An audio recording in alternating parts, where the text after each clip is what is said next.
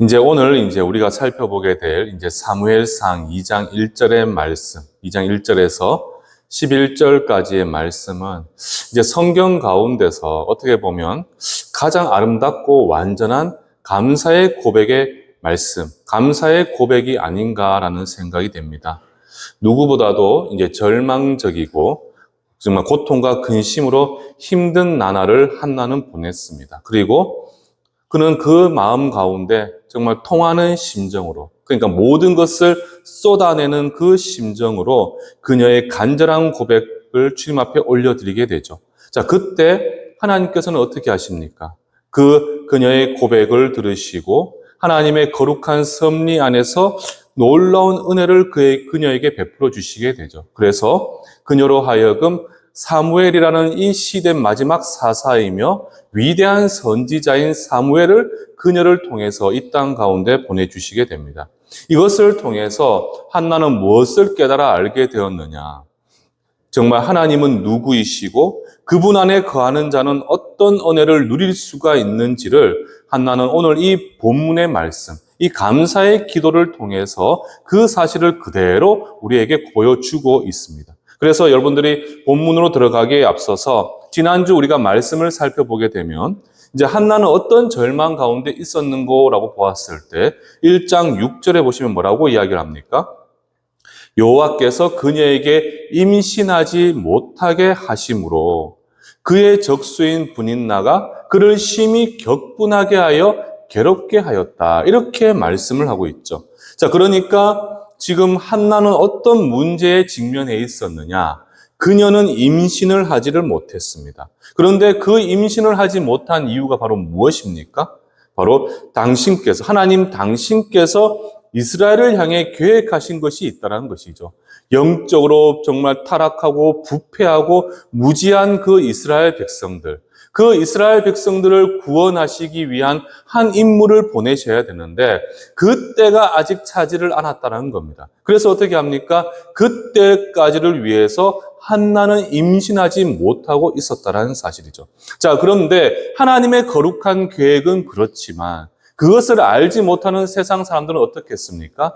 한나가 임신하지 못하는 모습을 보면서 그 분인나라는 두 번째 여인이 있죠. 두 번째 아내가 정말 한나의 적수라고 표현될 정도로 그녀가 한나를 심히 격분할 정도로 괴롭게 했다. 이렇게 성경은 기록하고 있습니다. 자, 그러니까 한번 기억을 해보십시오. 생각을 해보십시오. 창세기를 보시게 되면 아브라함의 아내 사라가 있잖아요. 근데 사라가 임신을 하지 못하니까 하갈을 통해서 이스마엘을 놓게 됩니다. 자, 그런데 아들을 놓게 되니까 그 사라의 종이었던 하갈이 어떻게 합니까? 정말 자신의 주인이었던 그 사라를 심히 격분하게 만들 정도로 괴롭게 하였잖아요. 똑같은 상황이 그대로 이어지고 있다는 사실입니다. 그렇게 한나는 어떻겠습니까? 그 나날이 그런 고통의 나날의 연속이다 보니까 한나는 너무나 절망스럽고 고통스러운 상황 가운데 있었습니다. 자, 물론 이 상황을 보게 되면 이건 하나님의 거룩한 뜻이 있겠지만 한나의 입장을 생각해 보시면 참으로 고통과 절망과 낙심 가운데 있을 수밖에 없었다는 사실이에요. 자, 그런 가운데 그녀가 처한 모든 현실의 문제를 가지고 어떻게 합니까? 통하는 심정으로. 그러니까 통한다라는 것은 모든 것을 쏟아낸다라는 의미를 가지고 있어요. 그러니까 통하는 심정으로 그녀는 하나님께 간구하고 부르짖게 됩니다. 자, 그때 어떻게 합니까? 하나님은 그녀의 고백을 들으시고 당신의 계획하신 그 일들을 이루어 가시게 되는데 그 일들이 바로 뭐냐? 바로 이스라엘을 구원할 한 인물을 한나를 통해서 이 땅 가운데 보내주시게 되었죠. 그리고 그가 이름이 바로 무엇이냐? 사무엘이라는 것입니다. 사무엘. 그러니까 성경을 통틀어서 가장 위대한 선지자였던 인물. 그가 바로 사무엘이잖아요.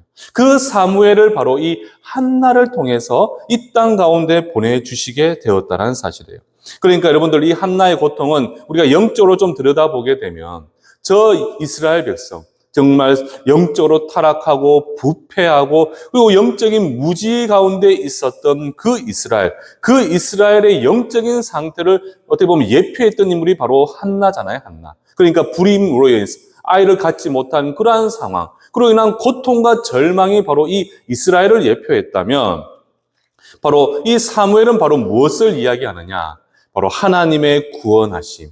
모든 환난과 고통 가운데 참 회복이 누구이신지를 바로 이 사무엘을 통해서 하나님은 정확하게 보여주고 계신다는 거예요. 더 나아가서 한나가 통하는 심정으로 기도하는 그러한 모습, 그것이 바로 무엇이겠습니까? 하나님이 이스라엘을 향해 기대하고 소망하시는 참 신앙의 회복의 모습을 보여주고 있다는 사실이에요. 그러니까 이 모습을 통해서 우리는 무엇을 바라볼 수 있어야 되느냐? 비록 절망과 좌절과 고통 가운데 있다 할지라도 하나님의 거룩한 백성들은 그 가운데 낙심하며 끝내는 것이 아니라 정말 그 모든 상황 가운데서도 나를 회복시키실 유일하신 전능하신 하나님을 의지하는 것. 그런데 그 하나님을 향해 어떻게 고백을 해야 됩니까? 제가 지난주 말씀을 드렸잖아요. 통하는 심정으로 온 마음과 전심을 다해서 간절한 고백으로 주님의 옷자락을 붙들게 될 때 하나님께서는 그 고백 가운데 반드시 응답해 주시는 하나님의 놀라운 축복을 당신의 백성들에게 약속해 놓으셨다는 거예요. 그래서 오늘 여러분들은 그 하나님의 은혜를 사모하면서 그 하나님의 은혜를 경험했던 한나가 어떠한 마음으로 하나님을 향한 감사를 고백하시는지를 오늘 말씀을 통해서 우리가 다시 한번 확인을 할 수가 있다는 사실입니다. 자, 그런 상황에서 오늘 본문으로 들어가시게 되면 1절 상반절을 보시게 되면 한나는 자신에게 아들 사무엘을 주신 하나님을 향해서 우리 이렇게 고백을 하고 있습니다. 우리 다 함께 1절 말씀을 우리가 다시 한 목소리로 함께 한번 고백해 보도록 하겠습니다. 시작.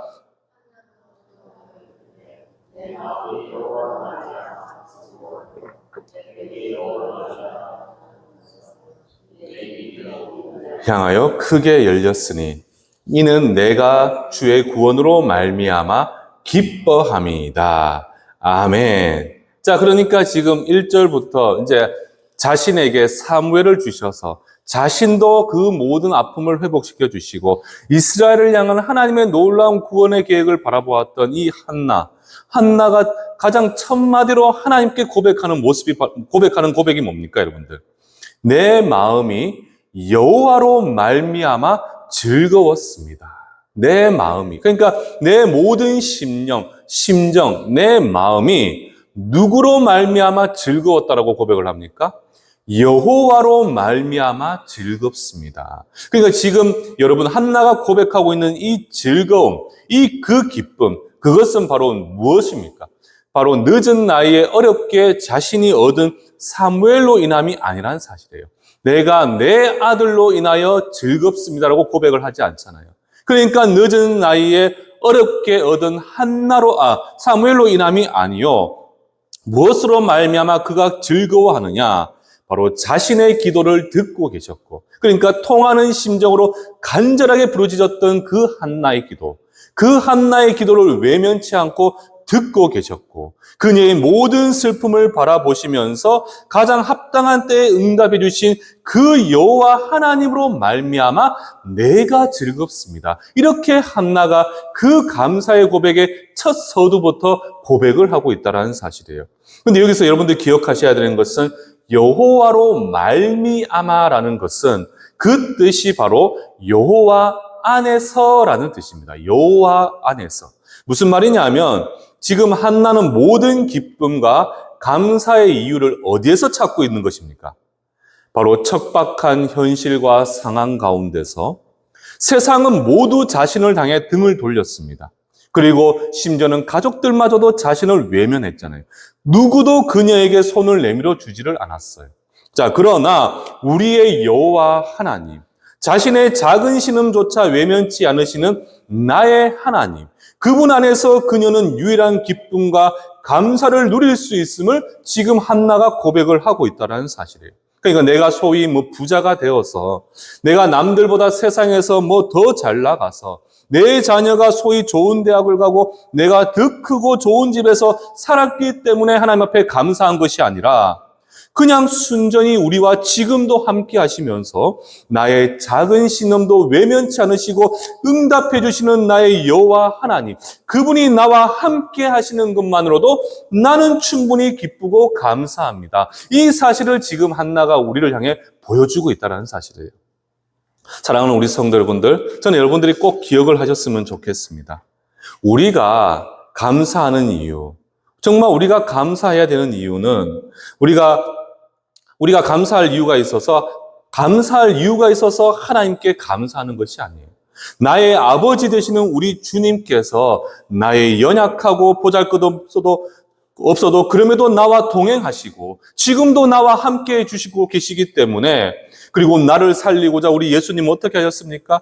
이 땅에 완전한 인간으로 오셔서 정말 나를 위해 십자가 죽기까지 그 사랑을 보여주셨기 때문에 우리는 그 이유만으로 무엇을 할 수가 있다는 겁니까? 하나님을 향해 감사를 고백할 수가 있다는 사실이에요. 참 저도 요즘에는 이 감사라는 거 정말 요즘에 제 스스로에 대해 질문을 던지고 있습니다. 아니, 왜 내가 이렇게까지 감사를 하라고 말씀을 하실까? 우리가 데살로니가전서 5장 18절에 보시면 범사에 감사하라, 쉬지 말고 매 순간 감사하라고 하는데, 아니 내가 무엇을 가지고 감사를 해야 되나? 비록 내가 목사이다 보니까 여러분들에게 늘 설교할 때 던지는 말씀이 그거잖아요. 메시지가 모든 일 가운데 감사, 그리 아니하실지라도 감사. 저는 여러분들에게 그렇게 말씀을 전하지만 내 안에서는 치열하게 막 이걸 가지고 혼란스럽게 다투는 것 같아요. 정말 너는 감사하고 있니? 너는 성도님들에게 하나님 앞에 감사라고 고백을 하면서 너는 정말 그 모든 상황 가운데 감사를 고백할 수가 있니? 그런데 그 질문에 제가 스스로 답을 내리려고 하니까 답을 낼 수가 없어요, 저도. 그만큼 눈에 보이지 않는 하나님의 그 구원의 은혜, 우리가 말씀을 듣다 보면 참 든든하고 감사가 하잖아요. 그런데 실제로 피부에 와닿는 내 삶의 상황들, 그 어려움과 시련과 고난 앞에서도 과연 내가 하나님 앞에 감사를 할 수 있을까? 그런데 오늘 제가 이 한나의 말씀을 깊이 묵상하면서 하나님이시지만 또 자신의 아버지가 되시는 그 여호와 하나님을 향해 감사를 고백하는 그 이유가 다른 게 아니라는 사실이죠.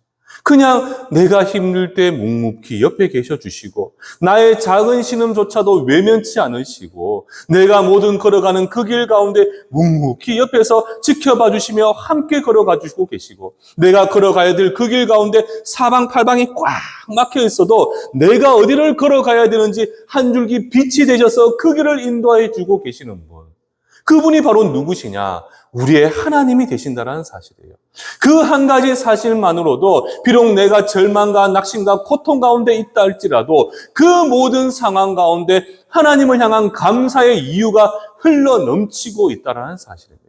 저 세상을 보십시오, 여러분들. 세상은 아무리 힘들고 어려운 일이 있어도 누구도 그들을 돕지가 않잖아요. 나 자신을 돕지가 않아요. 정말 절망 가운데 내 앞에 홍해바다가 나를 가로막고 있어도 누구도 나를 도울 수가 없습니다. 인간의 얄팍한 지식으로는 그 상황을 극복할 수가 없어요. 그렇기 때문에 스스로가 그 모든 문제를 끙끙 앓고 그 모든 문제를 풀어나가야 되잖아요. 그런데 우리는 어떻습니까?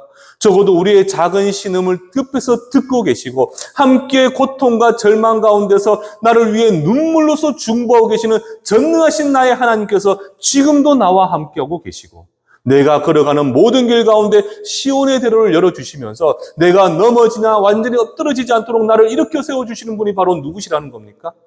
그분이 바로 우리의 하나님이시라는 사실이에요. 한나는 그 사실을 알게 되었다는 사실이에요. 자신이 오랜 시간 아이를 갖지 못해서 그래서 수많은 사람들에게 조롱과 멸시를 당하면서 고통을 당했는 그 아픔을 기억하지 못할 정도로 하나님은 그 하나님이라는 존재 자체만으로 어떻다는 겁니까? 너무나 감사의 고백의 이유가 될 수밖에 없다는 사실이에요. 그래서 우리가 모든 것을 감사할 때는 여러분들 기억하십시오. 하나님께서 나에게 은혜를 베풀어 주시고 나를 회복시켜 주시고 구원해 주셨기 때문에 우리가 감사를 하는 것이 아니라 예수 그리스도, 나의 전능하신 여호와 하나님, 그분이 바로 나의 진정한 감사의 고백의 이유가 된다는 사실이에요. 우리가 얼마 전에 여러분들 드라마 혹시 기억나신지는 모르겠어요. 폭삭 속았수다라는 드라마가 있었더라고요. 저는 그걸 이제 시간이 없어서 보지를 못하고 우연히 쇼츠로 제가 몇 분을 봤는데 그 드라마를 보니까 사람들이 다 이렇게 평가를 해요. 부모가 내 자녀를 향해 어떤 마음과 사랑으로 바라보는지 잘 보여주는, 그래서 참 우리들에게 눈시울이 많이 붉혔던 드라마다, 이렇게 사람들을 평가를 합니다. 그래서 제가 그 드라마가 어떤 건가 싶어가지고 다 보려니까 시간은 없고 그냥 유튜브를 한번 켜서 쇼츠라고 하잖아요. 한번 몇 번 봤어요. 그런데 그게 어떤 내용이 있었느냐, 어떤 그 아이유라고 하죠. 그 주인공, 여주인공이 독백을 해요, 독백. 근데 어떤 독백을 하고 있느냐. 내가 외주를 탈 때마다 아빠는 그물을 펼치고 그 자리에 서 있었다. 그리고 내가 그 줄에서 떨어져도 아빠는 항상 내 옆에 서 있었다. 그 한마디에 내가 얼마나 든든했는지, 아빠의 그 추운 겨울에 나는 녹음이 되었다. 제가 이 짧은 이 고백을 탁 보면서, 야, 아빠의 사랑이 이런 거구나. 우리 딸을 아무리 그 아이가 나이가 들고 어른이 되어도 그 딸이 혹여나 어떻게 될까 늘 걱정하면서 그 곁에 서서 그 아이를 받치고 붙들고 일으켜 세워주고 도와주고 있는 이, 그가 바로 누구라는 겁니까? 아빠라는 사실이에요, 아빠. 그런데 이런 드라마 대사가 우리 하나님의 사랑을 다 담아낼 수는 없잖아요. 다 담아낼 수는 없겠지만 우리 하나님께서도 바로 그런 심정으로 자식인 저와 여러분들을 바라보고 계신다는 사실입니다. 우리 성도님들이 걸어가는 그 길 가운데 때로는 정말 상처를 입을 수도 있고 가시밭길을 걸어갈 수도 있잖아요. 저 광야길, 거친 광야길을 걸어가야 되는데 얼마나 힘들겠습니까? 짐승들이 나를 공격할 수도 있고 정말 도적들이 나를 힘들게 할 수도 있고 마실 물이 없고 먹을 음식이 없을 때, 고통 가운데 있을 때 우리 하나님은 낮에는 구름 기둥으로 나를 시원하게 하시고 밤에는 불 기둥으로 나를 밝혀 보호해 주시고 나의 모든 필요를 만나와 메추라기와 무리바 반석의 물로 채워주셨던 그분이 바로 누구시냐? 바로 우리의 하나님이 되신다는 사실이에요. 그 말씀이 의미하는 것이 뭔 줄 아십니까, 여러분들? 우리 하나님은 지금 내 눈에 보이지는 않지만 그분은 지금도 살아 역사하시며 바로 저와 여러분들 곁에 지금도 함께 해주고 계신다는 사실입니다. 그 하나님께서 나를 위해 그 길을 예비해 놓으셨고 내가 걸어갈 모든 길 가운데 앞서 걸어가시면서 내 앞에 모든 자갈들을 치우시면서 평안히 걸어갈 수 있도록 인도해 주시는 분, 나의 작은 신음조차도 외면치 않으시고 나를 향해 길을 기울고 계신 분이 바로 누구시냐? 그분이 바로 우리의 여호와 하나님이 되신다는 사실이에요. 그러니까 지금 한나는 무엇을 가장 먼저 고백을 하고 있습니까? 내 마음이 여호와로 말미암아 즐거워졌습니다. 정말 내 고통의 끝인 바로 아들 사무엘을 바라보면서 내가 즐거워합니다라고 고백하는 것이 아니라 그 작은 신음도 외면치 않으셨던 나의 하나님, 그 하나님으로 말미암아 내가 즐거워합니다. 이렇게 지금 한나가 고백하고 있는 거예요. 저도 이제 어린 시절을 생각을 해보면, 저도 아버지의 사랑이라는 것을 제가 이야기를 하다 보면 참 잊혀지지 않는 아버지의 한 모습이 제가 기억이 날 때가 있어요. 제가 예전에 초등학교 아마 4학년이었을 때인데, 그때 제가 왼쪽 발목에 외과 수술을 해가지고 걸을 수가 없잖아요. 초등학교 4학년 그래봐야 아직 어린아이잖아요, 어린아이. 그러니까 제가 택시를 타고 집 앞에는 왔는데 4층 아파트인데 3층이었어요. 그러니까 걸어 올라가려고 하니까 너무나 아파가지고 걷지를 못해가 제가 엉엉거리면서 앞에 그냥 앉아 있었어요. 그러니까 어머니도 저를 들지를 못하시잖아요. 그러니까 지나가는 사람이 있으면 좀 도움을 받으려고 하는데 아무도 그때 지나가지를 않았어요. 그런데 참 멀리서 보니까 너무나 익숙한 모습이 보이기 시작했어요. 근데 그분이 누구시냐니 바로 저희 아버지셨어요, 제 아버지. 제가 수술을 하고 다리가 너무 아파서 이 1층에서 3층까지 올라갈 수 있을까? 아버지는 회사에서 걱정을 하셨던 거예요. 그러니까 아버지는 잠시 회사 일을 멈추시고 불이 나게 달려오셔가지고 저를 올려서 침대까지 데려다 주기 위하여 어떻게 하셨습니까? 열심히 달려가지고 회사에서 저희 집까지 오셨던 거예요. 제가 저 멀리서 아버지를 보니까 제 마음에 어떤 생각이 들었겠습니까? 이제 올라갈 수 있겠네. 이제 내가 편히 침대에 누워서 쉴 수 있겠네. 그 안도의 마음이 생겼다는 거예요. 그런데 저희 아버지를 보신 분은 아시겠지만 제 아버님은 키가 채 160이 안 되십니다, 여러분들. 키도 작으신 분이고 몸에 힘도 별로 없으신 분이에요. 그런데 또 제 아버님은 늦게 결혼하셨기 때문에 한참 그때 연세가 참 많으셨어요. 제가 초등학생이었지만. 그런데 저희 아버님께서 저를 딱 보시더니 어떻게 하느냐. 두 팔로 저를 탁 안아가지고 들어가지고 저를 1층부터 3층까지 걸어 올라가셔가지고 그 방문을 열어 차를 탁 눕혀주셨어요. 그리고 눕히셔가지고는 어떻게 하시느냐. 제게 뭐라고 말씀하셨느냐. 진수야, 하나님께 기도를 하면 하나님께서 이 아픈 다리 아프지 않게 해주실 거예요. 그러니까 약 먹고 기도하고 쉬어. 그러면 하나님께서 낮춰주실 거예요. 그 말씀하시고 나는 어떻게 하시느냐. 또 빨리 막 급하게 옷을 주저 입으시고는 또 회사를 향해 달려가시는 모습을 보았어요. 정말 저희 아버님은 진짜 무서운 분이세요. 제가 진짜 많이 맞고 자랐거든요.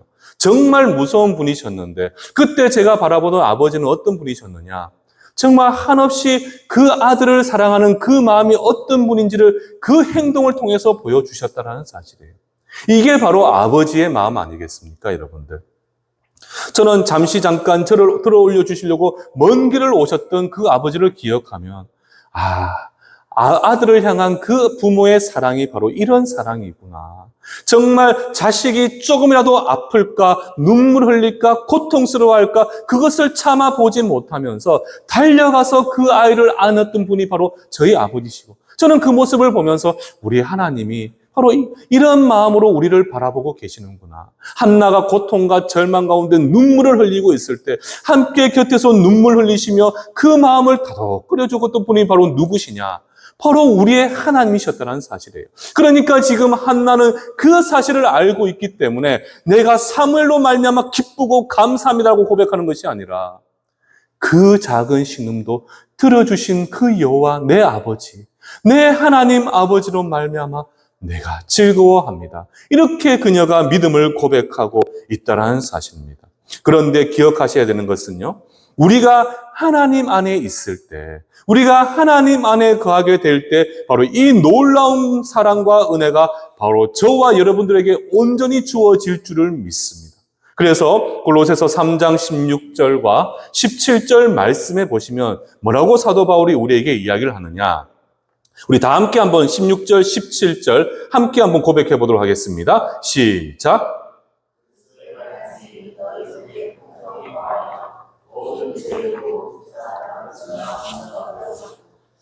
찬송과 신령한 노래를 부르며 감사하는 마음으로 하나님을 찬양하고 또 무엇을 하든지 말에나 일에나 다 주 예수의 이름으로 하고 그를 힘입어 하나님 아버지께 감사하라.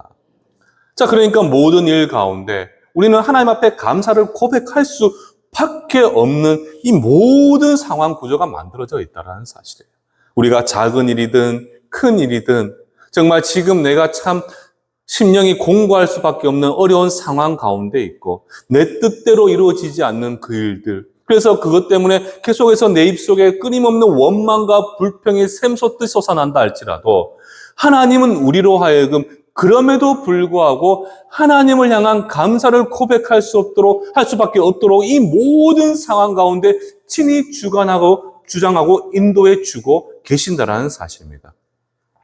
내가 잠시 힘들다 하더라도 여러분들, 내가 잠시 고통스럽고 그래서 하나님이 원망스럽다 할지라도 여러분들 이런 고통이 주어진 것이 때문에, 나에게만 이런 고통이 주어진 것이 때문에 불평할 이유가 없다는 사실이에요.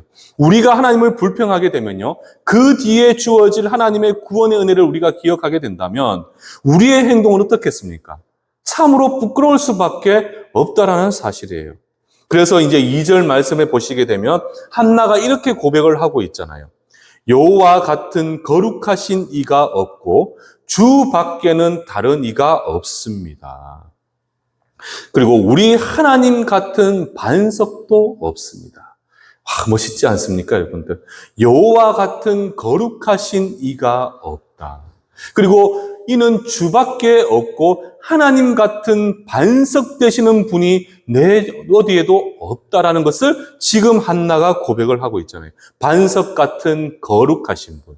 그리고 정말 그분 같은 분이 이 세상 어디에도 없기 때문에 우리는 하나님을 향해서 어떠한 모습으로 주님 앞에 나아가야 되느냐. 3절 말씀에 보시면 이렇게 이야기를 하고 있죠. 교만한 말을 다시 하지 말고 오만한 말을 너희 입에서 내지 마라. 여호와는 지식의 하나님이시라. 행동을 달아보시는 분이시다. 조금 무서운 말이죠, 여러분들. 우리 하나님은 어떤 분이신가라고 보았을 때 이만큼 거룩하신 분도 없고 정말 주밖에는 다른 이가 없으며 하나님만이 나와의 반석과 같은 분이시다라고 한나는 고백을 했잖아요. 자, 그런 분이 바로 지금 우리와 함께하고 계시는 하나님이신데, 그렇기 때문에 우리는 어떤 불평이 쏟아 나올 수밖에 없는 그런 현실이라 할지라도, 내가 처한 상황이 정말 낙심과 절망스러운 상황이라 할지라도, 그것이 가정의 문제이든 내 자녀의 문제이든 내 개인적인 문제이든 어떤 상황에서도 우리가 하나님을 향해 어떤 모습으로 나아가야 되느냐. 그럼에도 불구하고 교만한 말을 다시 하지 말며 오만한 말을 너희 앞에서 내지 마라. 왜 그래야 된다는 겁니까? 여호와는 지식의 하나님이시라. 너희의 모든 행동을 달아보시는 분이시다. 이렇게 지금 우리에게 어떻게 보면 경고의 말씀을 하고 계시는 거예요.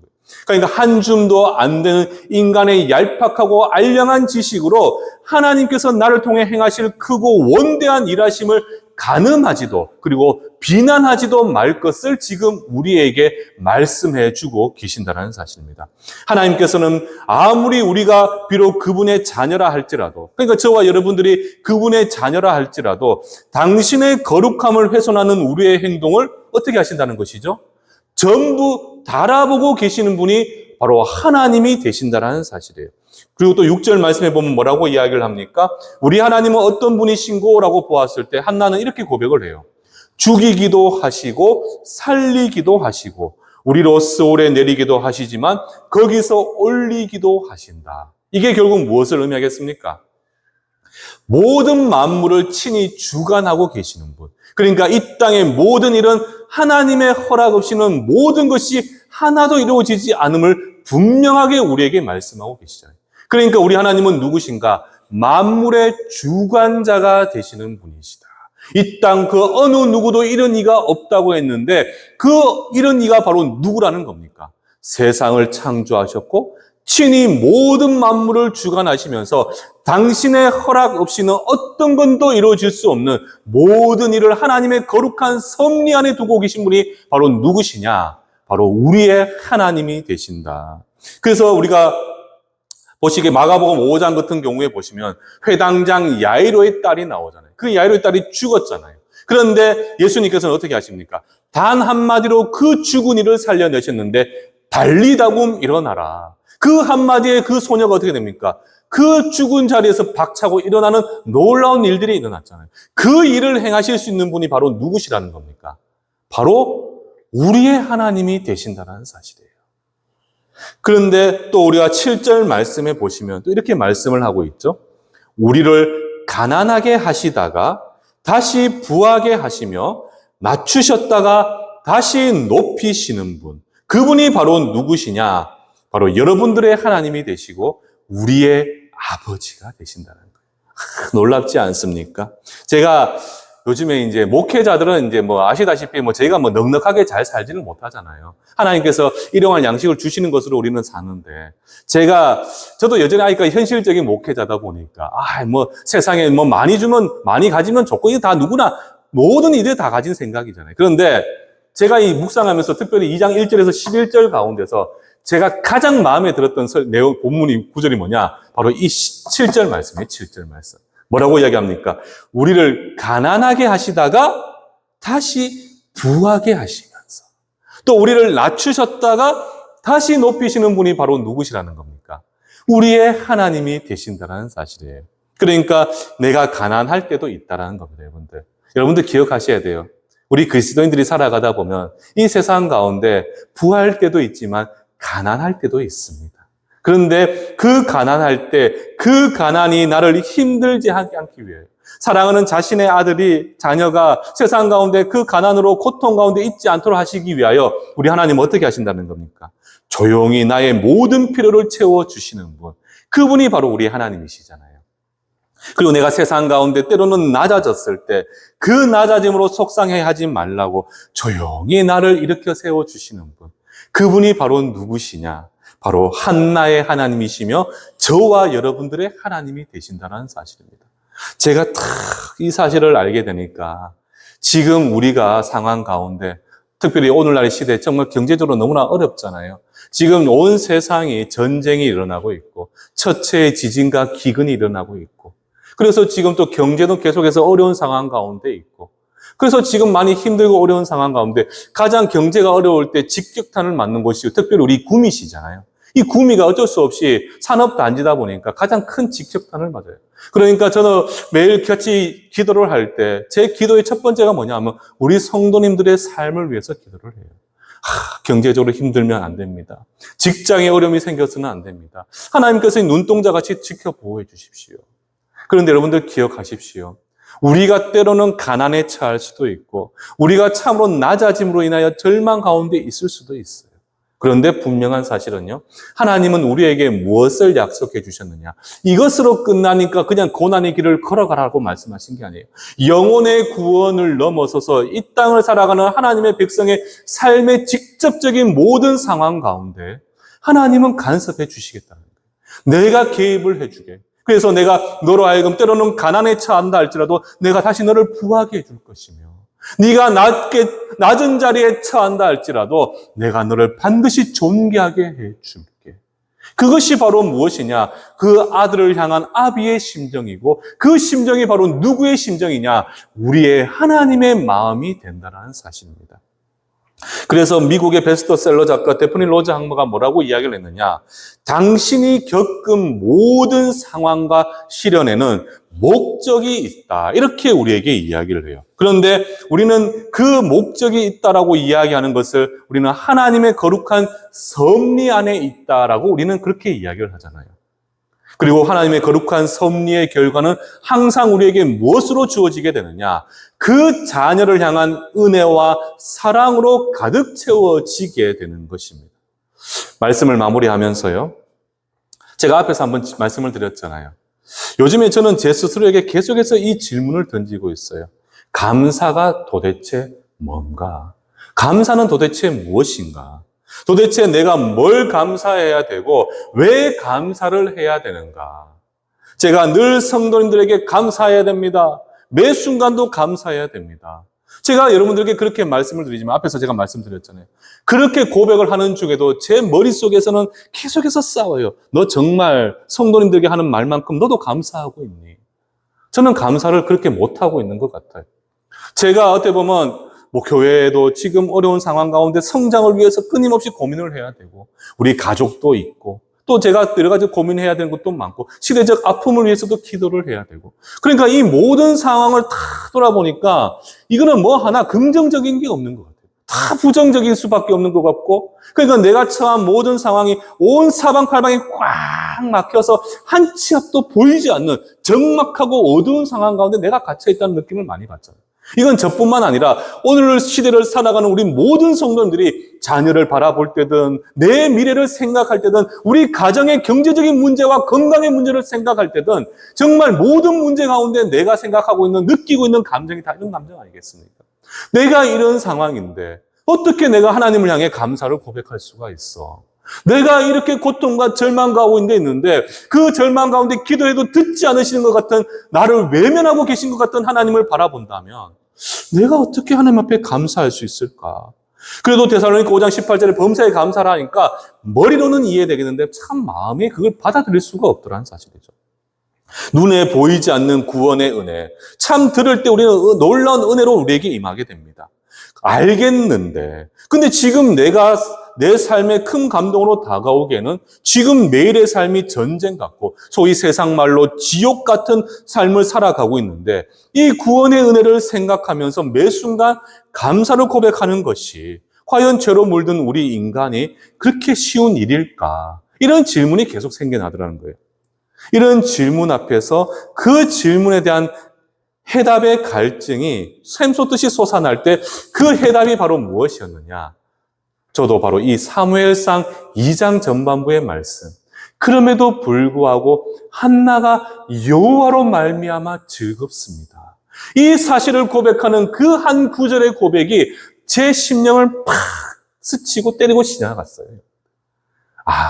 한나같이 절박하고 고통 가운데 있었던 사람도 하나님을 향해 원망과 불평을 하지 않았고, 그럼에도 불구하고 제가 말씀을 드리잖아요. 우리가 믿음을 검증할 때 그리 아니하실 줄 아는 접속사 하나와 그럼에도 불구하고라는 이 접속사 두 가지만 기억하시면 된다고. 그럼에도 불구하고 그런 상황에서도 정말 한나가 하나님을 향해 감사를 고백할 수 있었던 이유.